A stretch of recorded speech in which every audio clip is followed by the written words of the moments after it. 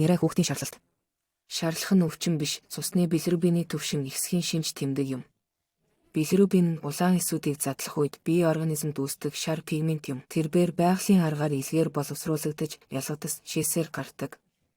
Билирубины төвшин ихсэх нь хурдан өсөх үед тохиолддог. Хэрвээ хүүхэд бага зэрэг шээж байгаа бол билирубин гарч чадахгүй, ингэснээр төвшин нь нэмэгдэнэ.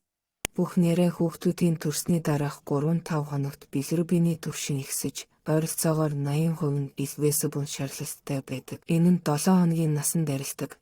Билирубины төвшин бага байвал аюулгүй.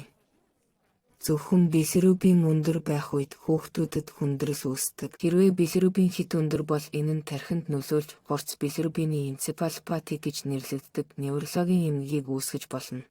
Цаг тухайд нь эмчилгээ хийвэл эдгээр эмгүүд эргэж болно. Эхний шинж тэмдэг нь тохой өвдөг, эсвэл хөлний гарын доор шар өнгө илэрдэг. Лимон шаргал өнгө улбар шар эсвэл шаргал бор болж өөрчлөгддөг. Нүдний цагаан хэсэг шаргал байвал 2 дугаар, таны хүүхдийн биеийн температур 38 градус байна. 3 дугаарт хөхөөр хооллох, сосох, залхихад ямар нэгэн хүндрэл гарсан. Шин төрсөн хүүхэд 6 цаг тасралтгүй унтаж, хооллохын тулд сэрэхэд хэцүү байна. 5 дугаарт хүүхэд ууртай тайвшруулахад хэцүү уйлах нь их хүчтэй эсвэл шаналгаатай байна. Эмч билирубины өндөр төвшин сэжилсэн тохиолдолд хэмжихийг зөвлөж магадгүй. Эхний шатанд арьсанд били тест хийх замаар энэ үйл явцыг гүйцэтгэж болно.